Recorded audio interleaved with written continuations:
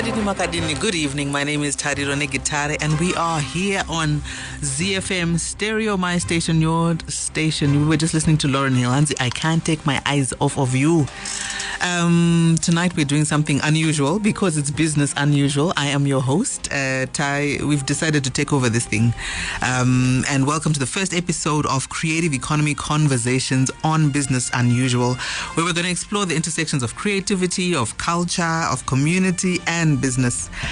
We're trying to highlight the vibrant creative sector that we have, the African creative economy, and sharing insights from people that are actually doing stuff, people that are actually having stories that we can relate to in fashion, in film, in design. We want to unpack the challenges. We want to talk about the breakthroughs and the business behind the creativity.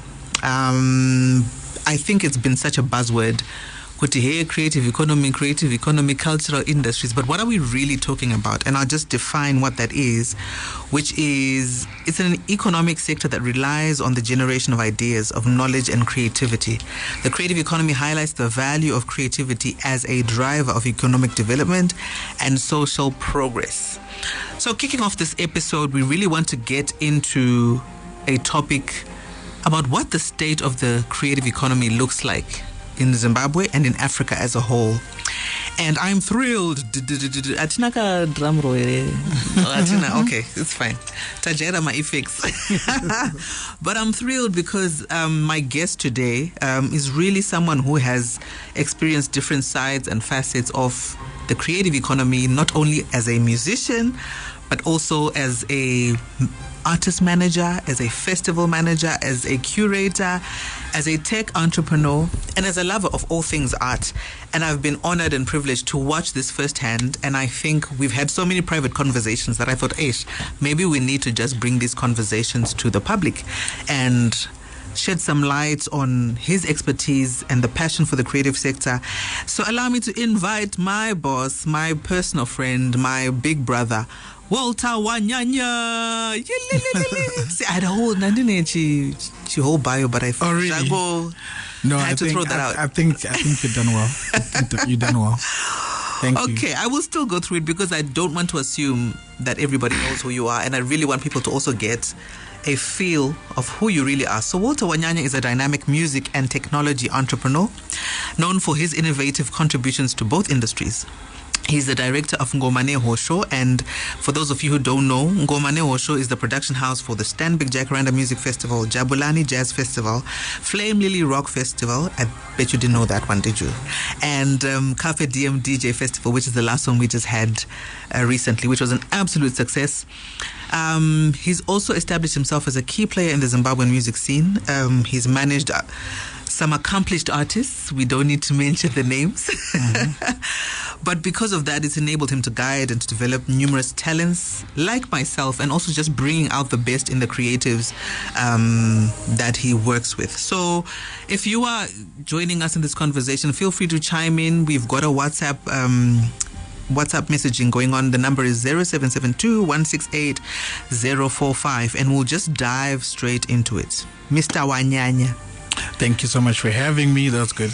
It's good Thanks so much for joining us and just being part of this conversation. We want to get straight into what you are seeing the creative landscape in Zimbabwe looking like. What's your perspective on the current state, and how has it evolved through the years? You've seen it from the time you were a musician to the time where you are now creating platforms for other musicians. Yeah. So how have you seen that transition happening for the creative economy in Zimbabwe? I think the current state is actually very, very exciting. I'll use an example from yesterday. I went to a workshop. I was speaking at again yesterday, and but at the workshop, the main event was actually about showcasing the different people from the tech side of live event production, which is sound, lights, and that kind of thing. So, but what showed me that the future is bright was the number of young people that were interested in that side of events. We had a whole bunch of kids from Lupane University. We had a whole bunch of kids from the different universities as well, UZ, CUT. We had some guys from Otare, but these are all young guys, like you're looking at like 16, to about 25. And I think the minute you have that age group hungry for knowledge, it shows you that there are people that are going to take over from us when we decide to hang our boots, for lack of a better word, So I think that is a very, very a good thing that we can say, that the future is looking bright, because the young guys are hungry to learn and to sharpen their skills and to interact and to do whatever they need to do so that they can be the best they can be in the creative industry. And I think that's the biggest thing, because the future is in our young people. So if our young people were not interested in learning instruments, in doing production, in doing all these things, then we'll be in trouble. Then it means that there is no continuation of whatever it is that we're doing now. So going now to what is currently happening in the industry itself, I think we've seen a lot of growth in production of music, in production of the visual side of the music, in how artists are producing their work and presenting their work to the world. There's certain standards that everybody is getting, on top of, with management, with booking agents, with taking part in other events that are outside of the Zimbabwean population. Even when they go outside, we're seeing a lot more artists now performing at festivals and spaces that are not just occupied by Zimbabweans, but they're getting new crowds and new audiences. And I think that's pretty exciting, for the future.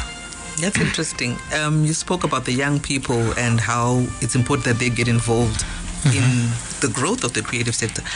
Do you see a generational divide in terms of the young ones learning from the older ones learning from the young ones? Are there enough platforms for that sort of engagement to happen? I think we can never have enough platforms for education, because for me personally, education is like one of my favorite things, if not my favorite things. So even with the work that I do, I really get super excited about the education aspect. So we can never over-educate people, whether it's the guys that are currently in the industry or the guys that are wanting to get to take part, or everyone in between there. We can never have too much education. So in fact, we've seen more and more things happening, but we need to see even more things happening in different provinces, because sometimes it's just a Harare thing, and sometimes it's just maybe a little bit of Bulawayo. I think you're doing some stuff in Bulawayo. We would like to see more and more things happening where education is taken to the people, to all the different provinces, so that you don't have to be in Harare, you don't have to be in Bulawayo for you to be able to access education when it comes to like workshops or anything that is free and given out there for people to be to learn. So there's need for more of that happening, and more intent in saying, okay, when we do this, what are we doing? There's that. After me, who's going to come after me? Yeah. After Walter Wanyanya, who's coming? In management, in live event production, in me being a bass player or a guitarist, who's the future? And what am I actually doing in my individual space to make sure that I pass on the knowledge that I've learned? So what has taken me 10 years should take 5 years to the next person that's going to be doing what I'm doing. And then the next person it's going to take them 2 years. The next person is going to be almost instant. So we need to get to a point where we are not stingy with the knowledge that we have, or the connections that we have, or the information that we have. So I think if people are very intentional about sharing knowledge, and you don't have to be considered successful in whatever term, but everybody knows something that someone else doesn't know. So true. So you don't have to say, okay, I'm going to wait until I'm a festival director, or I'm going to wait until I have a Grammy for me to be able to say I can teach somebody or share knowledge. But we have what we know. There's things that I learn from you daily, and I'm still learning. There's things that I can also learn from you and then teach someone else. That's and true. Refine exactly what I would have learned from you. So we'll talk about education forever, because I get really excited about education. Can I testify? Yes. Can I testify? Yes. So one of the things that actually changed the trajectory of my career was in 2011, 2012, I think. Okay. where there was a particular radio station that partnered with you, but it started off with a conversation where we wanted you to support our first ever international tour, which we were running through the acoustic night.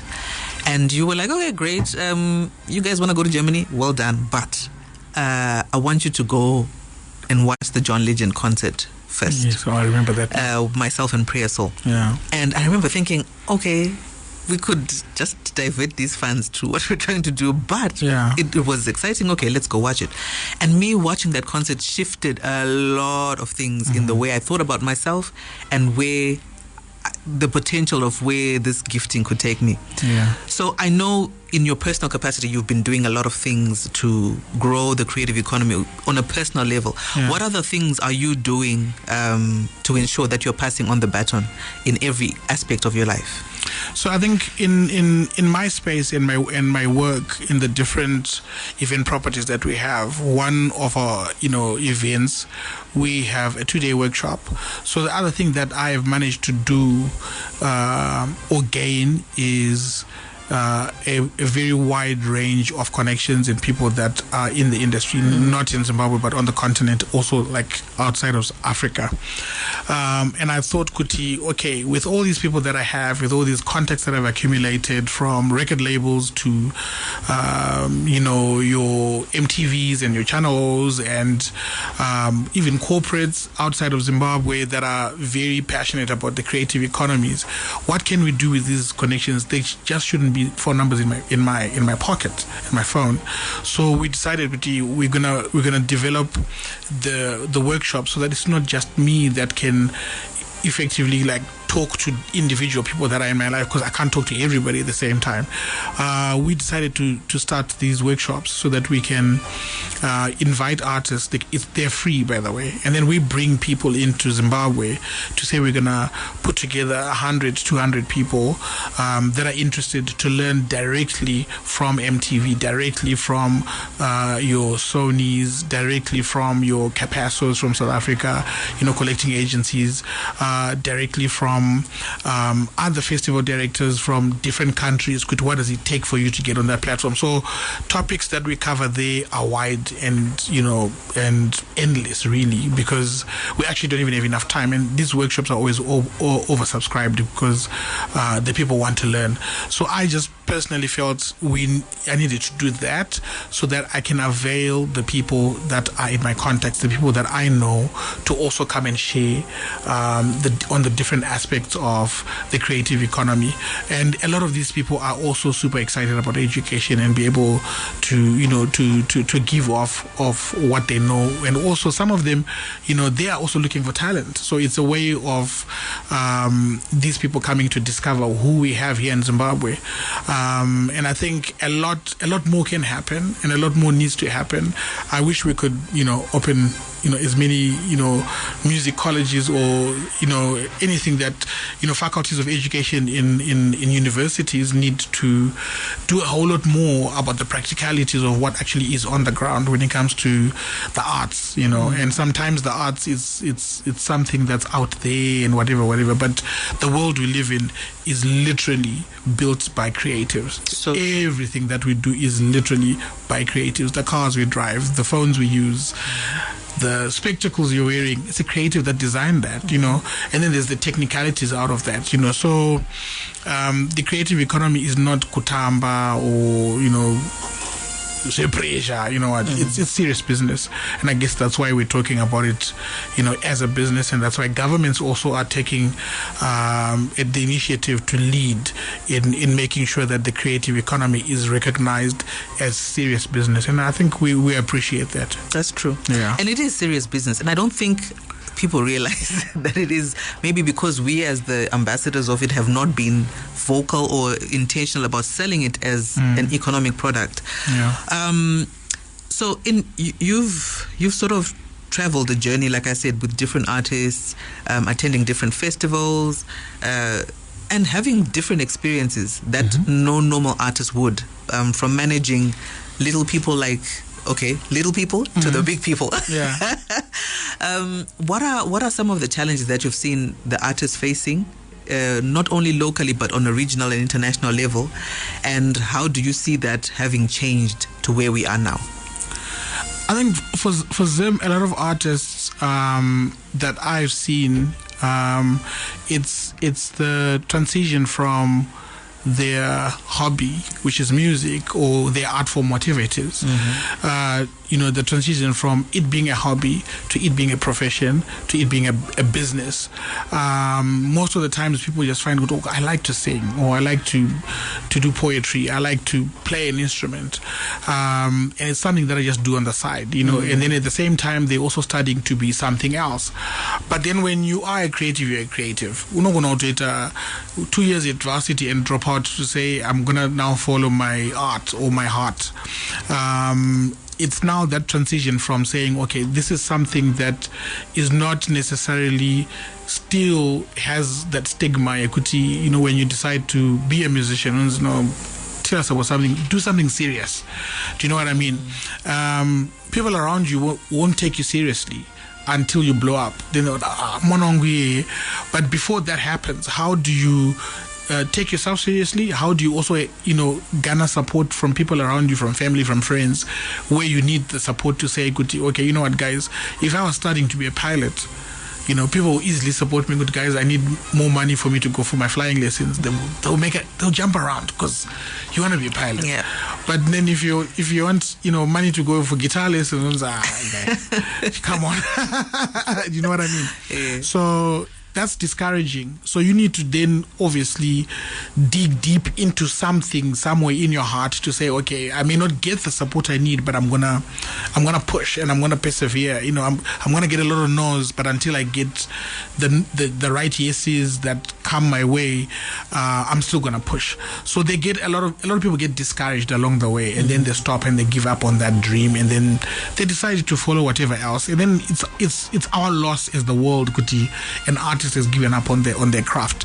So if we could see a situation where a lot of these young people get the encouragement they need, and once they actually say, Kuti, I'm deciding to follow my heart, then we also need to be able to give them the tools that they need so that it becomes a business. And also creatives, I think, need a good support system. So like you as an artist, you write your music, you compose your music, you record your music, then you should be able, in a good, perfect world, be able to concentrate on only just the creative. So good. Then you now need an ecosystem around you as Tari. You now need a good manager that understands what management is. You now need a booking agent somewhere in the world that understands who Tari is as an artist. You now need a publishing house that's also taking care of your business. You need all these things around you. You now need a good band that has everyone in that band knowing and understanding why they are in that band. So that ecosystem, is also needs to move at the same pace as you are moving and is growing as an artist. And I think that's one of the biggest problems. You may have the artist and he's done his homework and he's done his part, but then he needs the support of all these other people that I've mentioned to also be as passionate, to also be as dedicated as him. Mobatirana, you know what I mean, covering each other's weaknesses and that kind of thing, and the ship sails. So I think it's also a situation of I think I mentioned it yesterday at that conference that I was talking about, Kuti. For me, I started off as a bass player, but I don't think I was meant to be a bass player for the rest of my life. I don't play as much anymore. I play for my kids.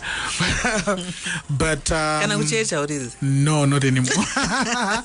So I think when I was playing, it was for the purposes of me understanding what it takes to be on stage, what it takes for me to perform, what it takes for me to tour, to compose, to write. So I did all that. But yes, I love music. I could have gone on and continued performing, but I had to take a back seat from stage work to go to the back end of the music. There are a lot of people that are trying to be musicians, but they should be managers. they should be the ones that are studying law, so that we can have entertainment lawyers who are also musicians, quote unquote. So there's one thing having a lawyer who just understands, I'm a lawyer for a big artist because Panemari. But there's also another thing where you've got a lawyer who also has some kind of musical background and understands what are we actually going through as musicians. So there's someone that is trying to be a songwriter, but what they are is a lighting guy. They need to actually go and study lighting and be a lighting engineer, because we hardly have anyone. I can't even tell you one person that I can actually tell you a couple. Lighting bay. Mildred. Mildred. So I just thought of her. Yeah.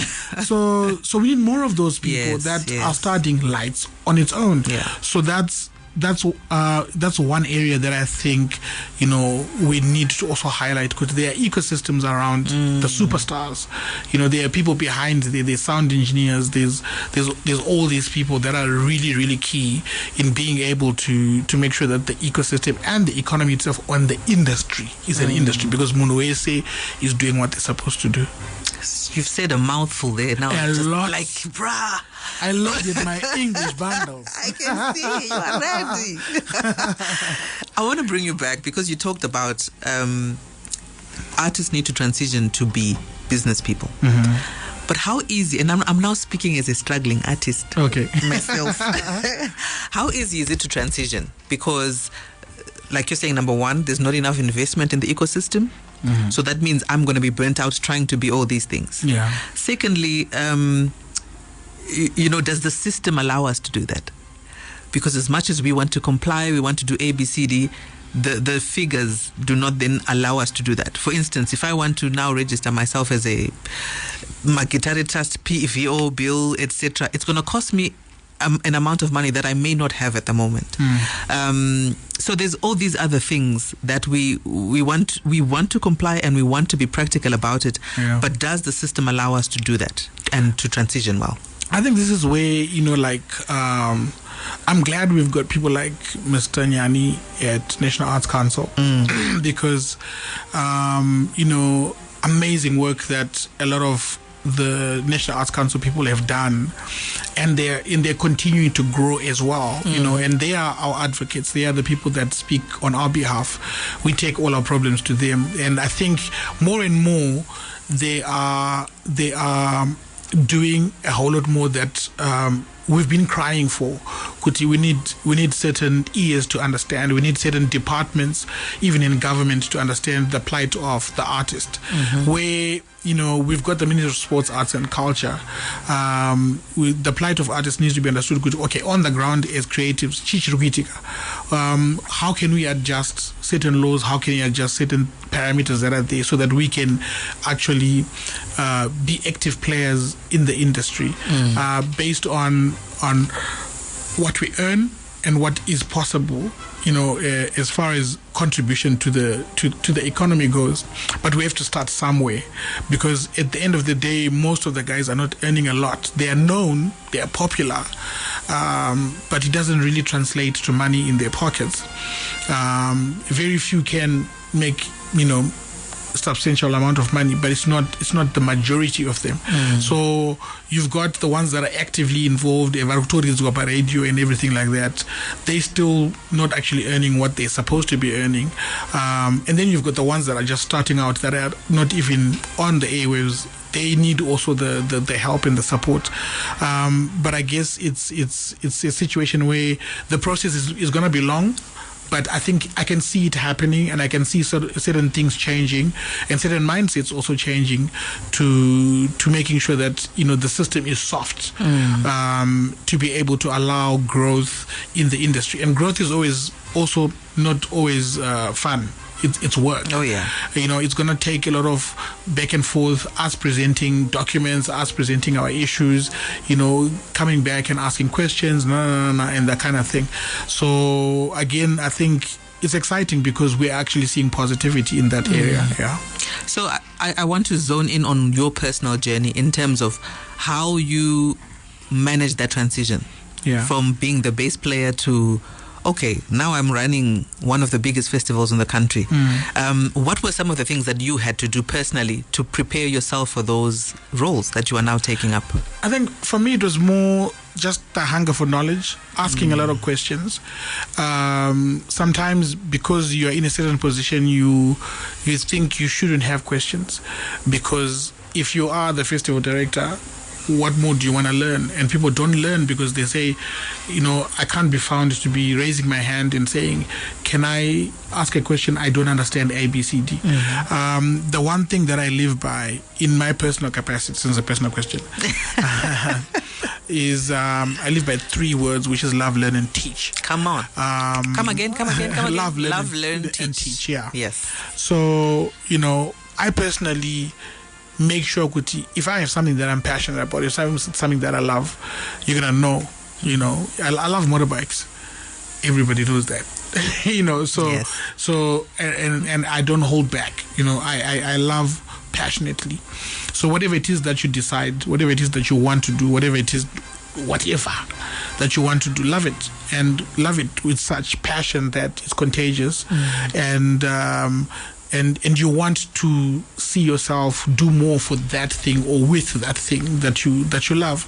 And because you love it so much, you can't help but want to learn more about how you can be better at whatever that is. How can you be better as a bass player? How can you be better as a songwriter, as a performer?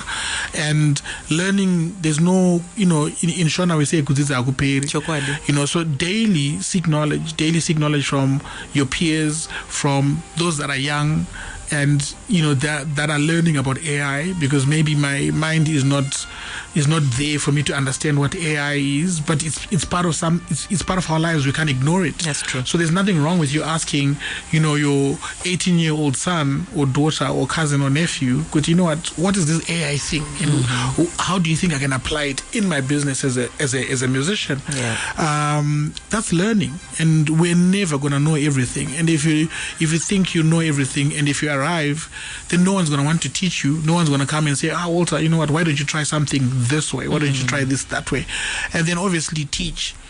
As you teach, you actually learn, because usually if you're asked to teach on a certain subject, you have to research on it, right? Yes. So as you're researching, guess what's happening? You're learning.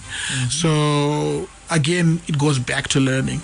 So the transition for me was pretty easy, because I've been applying those things for many years, because I come from a background where I didn't have anything. I didn't have access to the knowledge. I didn't have the university degrees. I knew I needed to learn, to the point I literally volunteered to work for free in a bookshop so that I have access to books. Wow. That I would not. Wow. So learning has always been a way for me to be able to acquire knowledge, and by hook, by crook, I'm going to learn. Even if it means I'm just sitting down and I'm asking someone, Shah, can you just tell me something on this particular matter? So you should not arrive. Arriving is not part of the plan, because what is arriving? You don't want to be the best at whatever. Once you are the best. Now, usually what happens when you're now identified as the best, you now think you've attained everything. Now you don't learn. So I think again it goes back to what I said earlier on initially when we started the conversation. Education is super key, and it's not just for young artists or young creative entrepreneurs. It's for everybody. It's for everyone. Yeah. And education doesn't necessarily mean you're sitting behind a desk. Exactly. Yeah. Nowadays you can just hop on an online course. You can sit in a workshop. You can volunteer and learn as much as you can. So I love that. You hosted UB40. Yes. And you've done several similar concerts. Yes.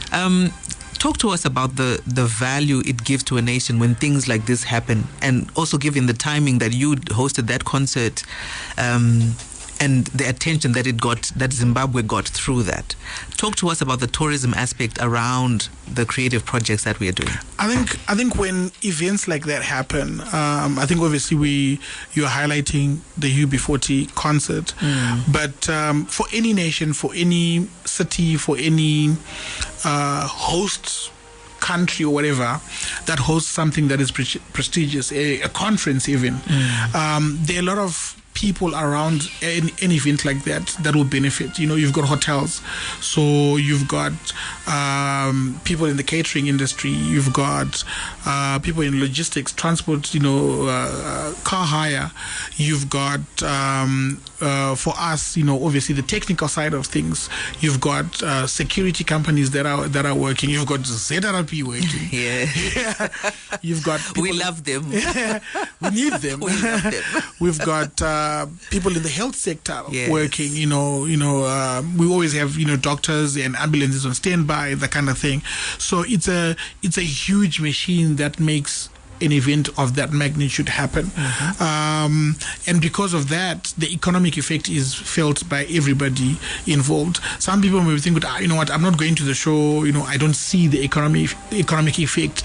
But, obviously, with business, it's a domino effect. You may not be benefiting it directly, but your client that comes and buys things from you is the one that has earned money because they provide security services at a particular event, that kind of thing. So it's a huge ecosystem. I think right now, if anyone follows what's happening on the entertainment scene, one of the biggest events happening is happening in Portugal right now, called Afro Nation, and Afro Nation literally shuts down Portugal. And I've been noticing people on social media, we've got a whole bunch of Zimbabweans that flew out to Afro Nation to be part of it. So we can have events that grow to that magnitude that we can host here in Zimbabwe. Yes. I think we saw the change that happened when South Africa hosted the World Cup. So it's exactly the same thing. Mm-hmm. The fact that the World Cup came to South Africa, a whole lot of stadiums had to be built to accommodate and to meet the standards of what was going to happen. Yes. So why don't we have Beyonce in Zimbabwe or Rihanna or whatever? We don't have the infrastructure. Yes. So if we had a situation where we had the opportunity to bring Beyonce here, and if we had the infrastructure, guess what? She'll be here. Mm-hmm. Chris Brown came to South Africa.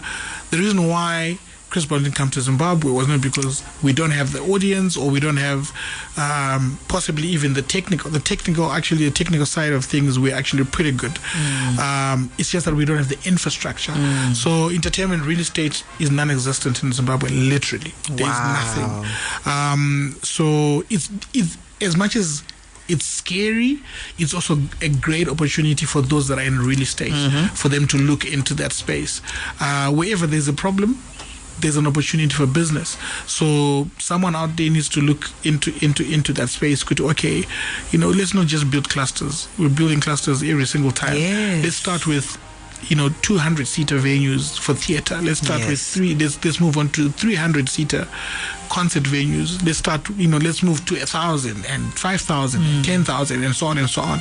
Lots of churches, but nothing for business, for public gatherings of people. So it's that diversification. If I had $1 million, I definitely know where I would put it. But and nothing for the community as well. The arts are a great way to just engage the community. I saw an advert today actually. Arcadia community is starting a creative hub, which is exciting. That's what we should be using these spaces for, just creating art spaces for young people.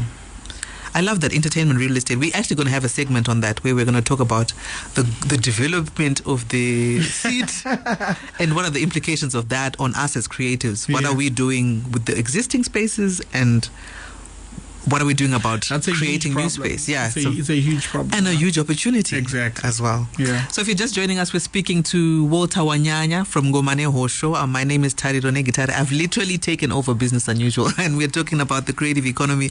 If you have anything you want to chime in, please drop us a WhatsApp message on 0772 168 045 and we'll be happy to join to catch you in on the conversation. I'm looking at the time and it is flying. Well done, yeah. I still have a lot of things I want to talk to you about. You're also a tech guy. Yes. You're a big techie. And what are you seeing as the impact of technology on the creative economy, particularly in terms of distribution and audience engagement, and even just looking at the production, our productions now? Do we only have 1 minute? Knock yourself out. But not to tip extra time. So I think technology is amazing, and what's happened over time is pretty exciting. From when I was, playing on stage. So, I think you remember Kudara used to have a snake cable. Yes. That thing was huge. It was heavy. For those that are technical, they know what that is. When things were analog, so there would be a lot of equipment. The speakers were huge. Everything is now compact, bigger and better. And also, we spoke about AI earlier on. I think there are so many exciting things, like even broadcasting as well. ZiFM can easily have outside broadcasting now. With OB vans. OB vans back in the day were vans. Magonyet. You know what I mean? But now it's become much smaller. You could literally do an OB out of the back of a Honda Fit and be able to broadcast easy. So everything has really become so much easier. It's now the digital age. We are holding in our hands literal broadcasting stations with we can go live on Facebook. Yes. If you've got 5,000 people, you're already broadcasting. So there's all these amazing examples I can give you as far as tech goes and as far as how it's made things easier. But also, there's a danger there for us being lazy because we now have technology that makes life easy. I remember back in the day, Tari, you would know your cousin's phone number, you would know your mom's work number, you know your own phone number, Don't you ask know the me school now, phone numbers. Don't ask if me I ask now. you now, you probably don't have, you probably, but I think I do have my mom. So, you get what I mean. Yeah. But now we're lazy to remember simple things like that because obviously you've got your phone with So a true. terabyte of space, 250 gigs or whatever, because you just press and type in the name of the person, number comes up. But back in the day, you didn't have that. You didn't have that. So it taught you to then memorize. But now we've become lazy and we don't remember certain things because the machines are doing it for us. And I think the balance is now needed between embracing AI, embracing technology, and also still making sure that we don't forget HI, which is human intelligence. That also still needs to be harnessed, needs to be sharpened, and using the technology, but also using your brain. Okay, I need to think for myself. Yes. There's certain things that I need to do to continue to have the power, to continue to keep the creativity in my hands, yes, and not putting it into the hands of machines or in the hands of computers. So it's finding the balance between those two. So I'm excited about what's there, but I'm also kind of like, we're also seeing a situation where we now have AI bands. I was watching something online today where a band is full on AI. They just produce music, and I'm like, what? Yeah. To the point that that band can now even perform with holograms and they can tour. Yeah. That's scary. It's scary. You know what I mean? But what does that mean for me as Tariro neGitare, a musician who, how is my work not under threat? I don't think so. I think it's embracing it and Kudara, there was that 2000, what was it called? Y2K compliance. Y2K. Everybody was like, the computer's gonna we were blow scared. up. So I think, everything that's new, everything that we don't understand, Kachinji Kacho, we are scared of. And we take with like, oh no, the jobs are going to be taken. But I think it's evolving and embracing whatever. You don't want to be the Kodak in human form where you don't evolve with everything. Kodak was once... The biggest thing. Yeah. Nokia was once the biggest company when it comes to phones, but it's nowhere near the other companies that evolved or the other companies that just came and took over the market. So true. So it's more about, yes, you must have your concerns, you must have whatever, but you must also be open-minded enough to say, okay, this is the new world that we live in. How can I be part of it, and how can I take what is there and use it to my advantage? Again, like I said, with the right balance, still utilizing your human intelligence and not overutilizing the AI side of things. Balance. Nice. I'm trying to hold myself back because when you've got like knowledge and what they're doing, but you're not trying to reveal too much. One thing I do know that I want to just put in the public is that I know you're doing a lot of things for the creative economy that people will never find out. But you are plugging Zimbabwe in some amazing spaces and just making things move for Zimbabwean creative. So big shout out to you. Tell us more about the festival network that you are a part of. The festival network that I'm part of is something that I founded with a lady called Catherine McVicker. Catherine is an American based in Boston. She's a booking agent that has worked with huge artists like Nora Jones, Richard Bonner. She's Samara Joy. Samara Joy, I think, has won some Grammys, 5 Grammys so far, and she's literally not even 25. So I met Catherine at Cape Town Jazz Festival. I was there doing a production with Dr. Oliver Mtukudzi, and we met literally in the hotel lobby in Cape Town. She was there with Richard Bonner. I was there with Oliver Mtukudzi, and we just started talking. Hi, how are you? It ended up being like a 2-3 hour conversation. Anyways, fast forward to us finding out that, okay, we are passionate about the same things, and obviously the artists that we were working with collaborate. They collaborate on stage, they collaborate in the studio, they collaborate in all sorts of things. But a person like her and a person like me, we're not collaborating. We were only meeting when it was time for our artists to collaborate. But us, as the people that are in the back end, didn't really do any business unless our artists that we represent are doing business. So we're like, okay, we need to fix that. So we thought, let's make a plan and do something about it. So we started talking about it. She went back to Boston. I stayed here, obviously, in Africa, doing what I was doing. We kept in touch. And then COVID came, and we had more time on our hands. She's sitting in the States. We are also, locked up here in everywhere. So we had plenty of time on our hands. So COVID actually was a good time for us to be able to establish that network. We have about almost 50 countries represented, mostly African countries, because we're mostly focusing on African creative entrepreneurs. So we have different Walters that are part of this network. Nice. So imagine a Walter from Nigeria, from Zambia, from Namibia, from Botswana, etc. So all these people are part of this network, and the reason why we put that network together is so that we can share knowledge, share best practice initiatives, and share information. Now it's easier for me to book artists, and a lot of people think, okay, Walter, how do you do it? No. It's the connections in the people that I know. Yes. And we basically just put together that network so that it's easier. If we say for our festival this year we want an artist from Kenya, I don't have to be sitting on the computer googling and checking who can come and who can do this. I can just go in our network and just say, hey guys, everybody knows Jacaranda, or everybody knows my festival. They know what kind of artists we would like to book. I will just say, I need someone from Kenya, and then within 5-10 minutes I will have recommendations and things like that. But that's the top and tail of what that network is about. And then also those people are also as passionate about teaching and knowledge.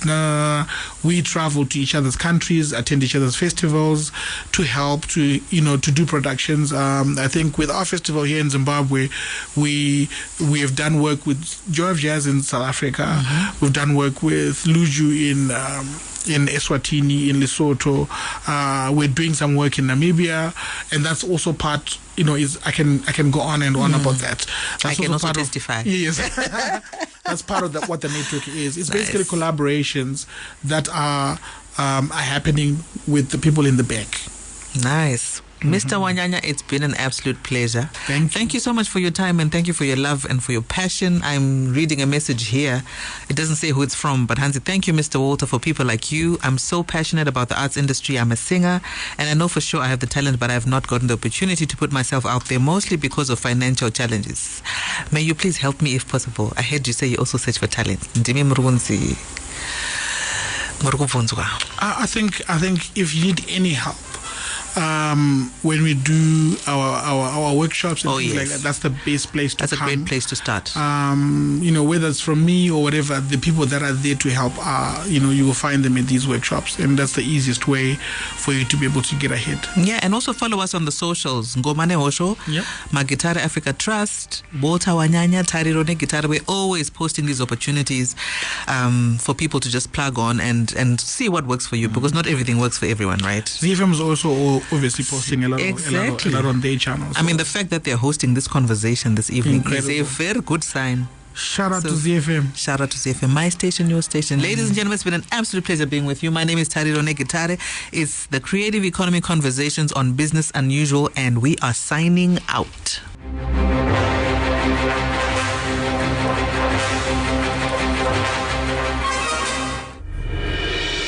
Business Unusual, separating economic facts from fiction.